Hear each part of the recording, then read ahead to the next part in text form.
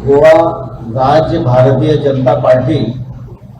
विधानमंडल दल के नेता का चयन की प्रक्रिया प्रारंभ हुई।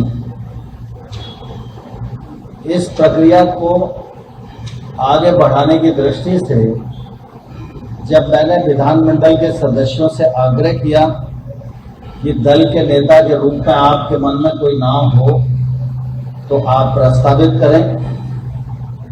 तो श्री विश्वजीत राणे जी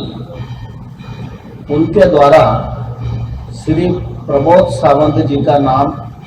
नेता के रूप में चयनित करने के लिए प्रस्तावित किया गया। श्री विश्वजीत राणे जी के प्रस्ताव को समर्थन देने के लिए श्री रवि नायक जी, श्री मारवान गुदिनो जी,